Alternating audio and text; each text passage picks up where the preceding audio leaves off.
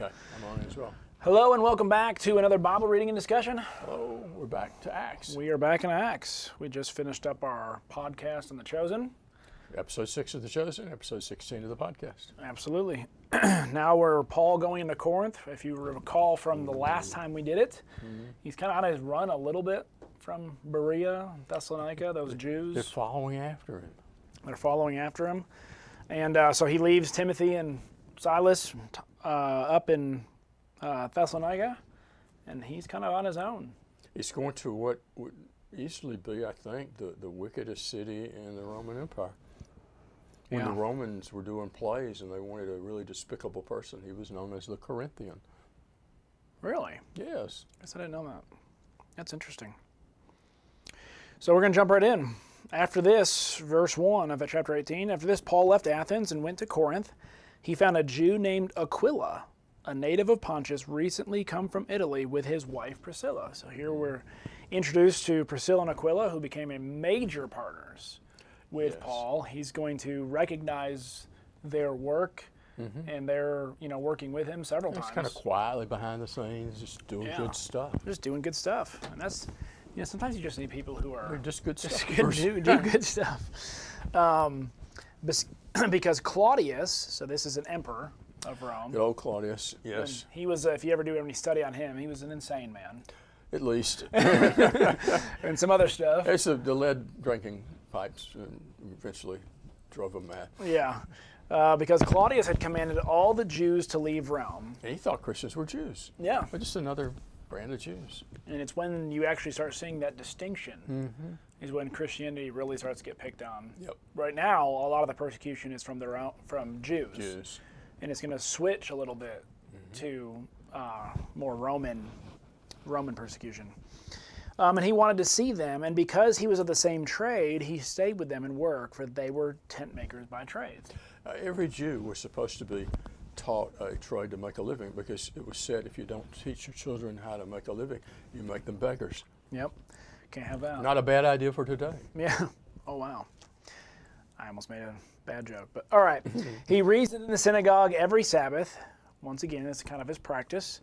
He tried to persuade Jews and Greeks. When Silas and Timothy arrived from Macedonia, so they're coming back, Paul was occupied with the word, testifying to the Jews that the Christ was Jesus. And when they opposed and reviled him, he shook out his garments and said to them, "Your blood be on your own heads. I am innocent. From now on, I will go to the Gentiles." Like Ezekiel, the guy on the wall, if you're coming and you don't say anything about it, then the blood's on you. If you warn them and they don't heed the warning, then the blood's on them. Yeah, he's given them the opportunity. And one of the things that we need to understand is this isn't like a one time he goes in, he tries, and he's gone. Yeah. Right, No. He's going to the synagogue every Sabbath. How many Sabbaths? We don't know how many Sabbaths. We know later he stays there for about a year and a half, at least this time around. And so this is probably several Sabbaths. And once again, as I pointed out before, he's not only speaking on Sabbath. No. It's just a time delineation. It's not like, okay, Saturday I can talk, but Monday, Sunday through Friday. He's been trying. And they would have already a heavy dose of knowledge of your Old Testament and the story. So they should easily see the conclusions Paul's making, all the verses they already know. Yeah, they're there to see. And so he's not just kind of dismissing them, one and done. This is a tried, but sometimes you just get to a point with somebody. Jesus does that when he gets to that point where reason is not going to be followed. There's no sense having the conversation anymore. It's not to say that person's a lost hope, but in the current, later. the way they currently are behaving, it's definitely a lost cause. He left there, went to the house of a name Titus Justus, a worshiper of God. His house was next door to the synagogue. Crispus, the ruler of the synagogue, believed in the Lord, together with his entire household, and many of the Corinthians, hearing Paul, believed and were baptized. I love that. The fact that the ruler of the synagogue, because a lot of times we have a lot of the leading authorities, and we looked at earlier, a lot of the Pharisees had come to believe in Jesus. Now we've got a ruler of the synagogue. So this isn't just bunch of yahoos. Yeah, because a lot of times we think, well, only the women at the well kind of people are believing. Only the fishermen are believing. No, you got some of the high ups, those who know the law better than anybody, who are hearing and are being persuaded by the message. Dare we say Paul? There we say. We do. He's not the only one, though. No, not at all. And this is where we get that connection of the belief and baptism kind of coming together. They just keep coming up. They're joined. If baptism isn't meant to be associated with forgiveness of sins and immediacy, then why is it always associated with forgiveness of sins and immediacy? Yeah, Luke didn't know that. He didn't know. Luke thought so. And the Lord said to Paul one night in a vision, "Do not be afraid, but go on speaking and do not be silent. For I am with you, and no one will attack you to harm you, for I have many in this city who are my people." Whoa. And so, God's kind of giving him, hey, I want you to stay here for a while. And just while you're here, just know that while you're here, you can speak freely.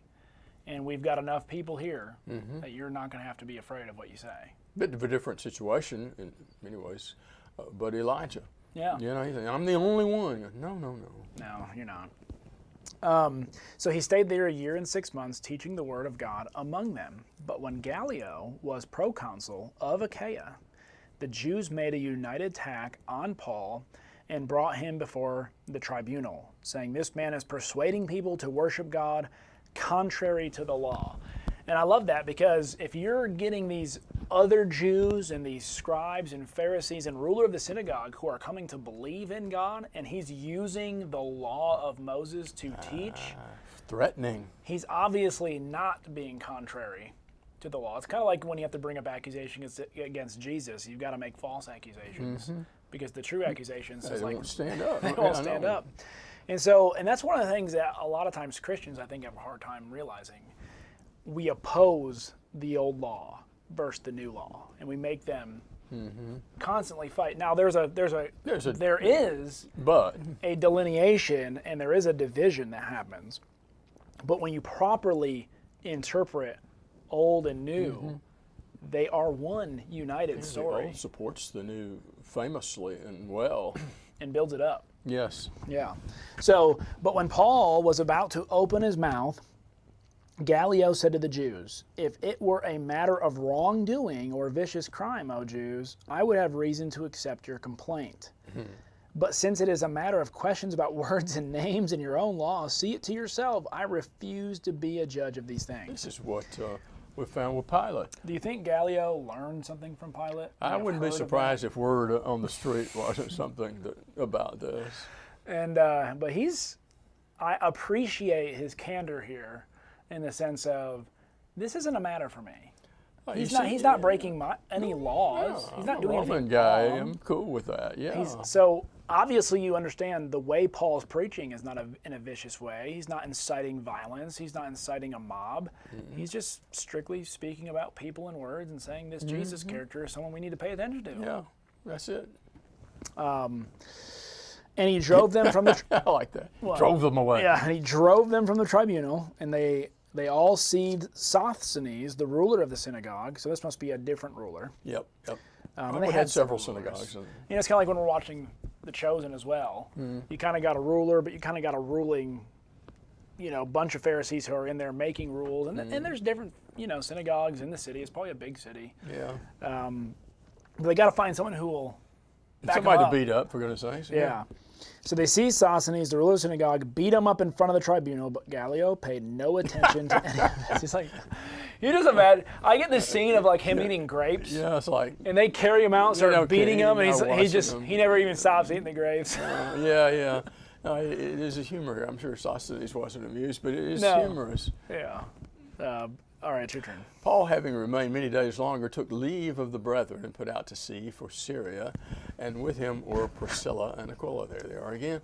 In Caesarea he had his hair cut, for he was keeping a vow. Oh. So Paul would engage Jewish things under the law that are no longer binding on Jews, but are not wrong in and of themselves, to have an audience with the Jews, becoming all things to all men. Well, in the Nazarite vow, most likely it was probably a Nazarite vow or something similar. Yeah. This is not something that was mandatory by Jews to partake in. It was a completely voluntary. It was basically a way. What you were doing was there was a way the high priest had to live. And the Nazarite vow was essentially living the high priest life in many, like, the drinking and all the things. Yeah, you take it upon yourself. Don't have anything to do with anything from the grape, all that. Yeah, and so Paul was just, one, I think it's not a bad idea for someone to, for a time period, and that was it. You picked a time period. Yeah. It wasn't like I'm going to be a Nazarite and you're take the Nazarite vow and you're a Nazarite vow for life. Yeah, there's only probably one person that did that for life, but it was just an occasional thing. Yeah, and so Paul, being a Jew, partook of it, and people would notice that. And if people are thinking he's speaking contrary to the law, but he's keeping the Nazarite vow, he's trying to show them, I'm not against this. Yeah, when he comes to Jerusalem the first time, James says, hey, these people are saying you're against our customs and everything. No. I'm not against them per se. I'm for them when they're actually true. And they fit into the new... If you don't want to work on Saturday, that's okay. You can't bind it on anybody, but there's a good principle behind taking some time off. Yeah. True. But taking leave of them and saying, I will return to you again if God wills, he set sail for Ephesus.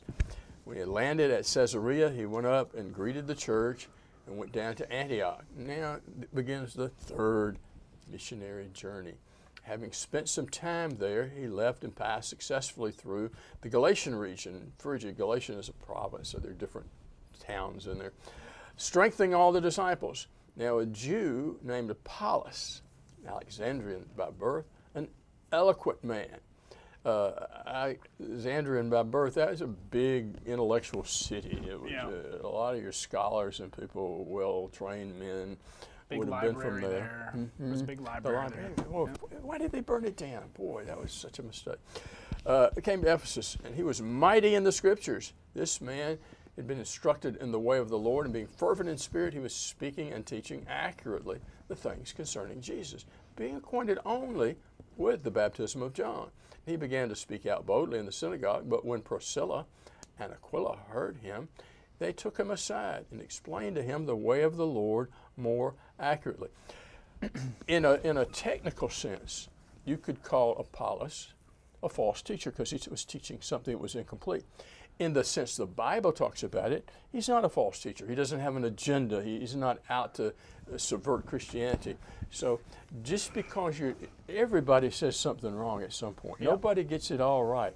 And so that doesn't immediately put you in the false teacher category. You've got an agenda and an issue. That's another thing. That doesn't mean, as we see here, that wrong is right. False teacher is more of a heart and an intention thing than it is of what you're saying. Because you could be teaching something falsely. Yeah. But yet have a good intention, heart, and trying. It doesn't make it right, but it does make it that it's not coming from an attitude or a high hand. Because remember, Jesus talked about you will know false teachers by their fruits. Not necessarily by what they say always, but by sometimes they'll say the right thing, but do the opposite. Oh, yeah. Those are just as much false teachers as someone who says the wrong thing.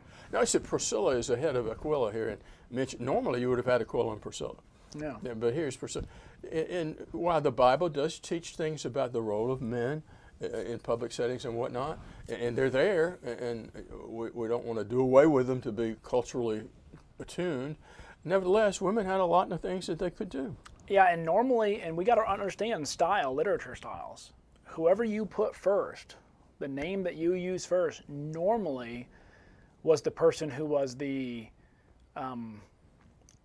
major influencer in whatever you're talking about. So Priscilla may have been the one going to her husband and going, hey, let's talk to this. We should probably go and obviously bring her husband, which would have been inappropriate in that culture. But she may have been the main instigator of saying, we really need to talk to him. And what they say here is that they're teaching the way of God more accurately. It doesn't mean he's out of touch with God, but he doesn't know it as accurately as he needs to. And there's a difference in just being way off base, and you just need to think about some other things. Well, and here's another thing to consider. Once again, we're talking about baptism, and obviously it's something that we think very highly of. If baptism isn't a thing, because John's baptism was a public display, people came out publicly. It was a repentance. It was for the forgiveness of sins. It's not like God wasn't behind that. It was for the forgiveness of sins, repentance. Like, what is so significant, that's what we got to look at, of the baptism of Jesus and the baptism of John, that would make it a big deal enough that they felt the need to talk to Apollos about it. And it wasn't remission of sins. Yeah. Because that was characteristic of both of them. So we're going to get a little hint in Acts 19. Yeah. John's is, well, he's paving the way. Yeah, and it doesn't have the Spirit involved in it. No, it does not, and which we'll find out in the next chapter. Yeah. And when he wanted to go across to Achaia, the brethren encouraged him and wrote to the disciples to welcome him. When it arrived, he greatly helped those who had believed through grace, with powerfully refuted the Jews in public, demonstrating by the Scriptures that Jesus was the Christ. So he takes this instruction, and he's good to go. He doesn't take it personally, because he wants to do what's right. If you can help him do what's right, you're his friend. And it says, he was competent in the Scriptures, fervent in spirit. He had a good heart. He really did. And when you take someone with a good heart, and that's what I've always told people, like, I don't mind criticism.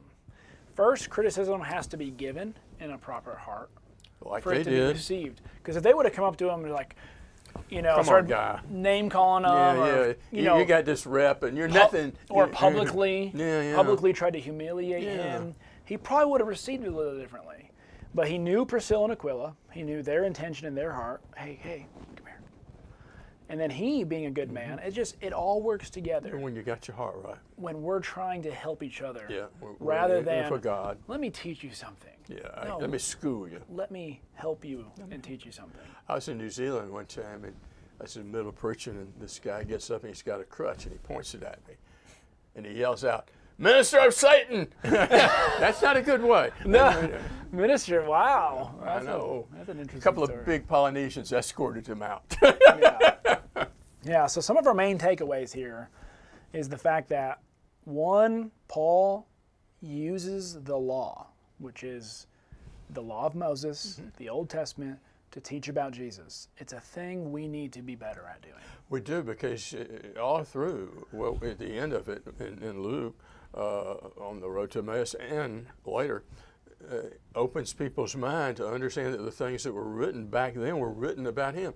We have the 539 of John, where you search the Scriptures thinking you'll find eternal life, but they are those that speak of me, and they didn't see him in there. Yeah. But then we also have the now trying to deal with the old, integrating in the new, some of the new things that have come and transitioning, and we need to help people understand, well, because a lot of people go, well, what was the purpose of the old? Why didn't he just start with this? Why do you have to go through this? And what's the Forget that Old difference? Testament. Have you ever been accused of preaching too much Old Testament? I have. Well, yes. I've been accused of everything over the years. So I had somebody actually start tracking. Oh no, percentage-wise, and then gave me my percentages. And I was, and I just thought, so what we did was I was like, well, let's go through those Old Testament, how I maneuvered my way from old to new. I said, so does that make means it to an end? What it means is it's a biblical sermon, What's not an happening Old here? Testament What's sermon happening here? or That's a New exactly Testament what sermon. they're doing. They're going to the Old Testament to get to Jesus. It's a biblical sermon if it comes from the Yes. Bible, if it comes from the mind of God. Now, if you're teaching Old Testament and you're not in some way directing people and leading people towards Christ from it, Misuse. Then I can see There's a group of people called, generally speaking, Messianic Jews. yeah, or Jews for Jesus. Jews for Jesus. And they believe you have to keep, as Jews, you have to keep that. Yeah. Which gums it up, to say the least. It does. Now I met one. A guy came and he was traveling through Meadville, and there was no Messianic, Jewish place. So he's like, "You're the next best." Yeah, well, he'll do. And we started talking, and he was just he's like, "Man, I'm so glad that you guys, did the Lord's Supper. It's the closest thing that I can get to Passover." And he goes, and he took it with us. He was thankful about it, and we had a really good conversation. He was like, "You know what?" He goes, "At least where my faith," he goes, "I believe this is what I believe, but I understand people who don't believe it, and I don't really bind this stuff on you. It's just Kind of a Romans 14 thing. Yeah, it was really interesting, and I was like, peace be with you, brother." Yeah. And it was a really good conversation. If you want to do those things electively, unfortunately, sometimes it goes beyond that, and there's elitists attached to it. But that's a good spirit. Yeah, it was. So, anyway, there's Acts chapter 18, and I don't really like why they ended here or didn't start 19 and What verse were they 20. thinking? Because they're going to still be in Ephesus. I know. And we're going to continue this baptism of John discussion right You in got Apollos is going to or Apollos, yeah. make it, well, it's the same different. He's preaching the baptism of John, or was, so he got corrected. But he's got people he's taught out there. Yeah. And you're going to encounter them, as we will. And Paul's going to encounter them. And he's going to ask some questions that I think we need to consider. Yes. And that goes back to our baptism discussion. The things that we're going to consider in our next episode have to be considered in the baptism discussion. If baptism is just a demonstration that you've aligned with Jesus, and that's all it is, chapter 19 makes no sense. It makes very little sense. So, all right, well, there's Acts chapter 18. We hope that you like this. We hope that you heart, care, comment, share. I did it. It's been a while since I said it. I know, but you did it well. But really, just share with your friends. And we know that there's many of our own members who use this as an uplifting, just time in their day, reading through scriptures. I'm sure you wishes you had better faces to look at, but we're working on it. We're working on it. But we love you. We're praying for you, and we hope that you have a great day. God bless.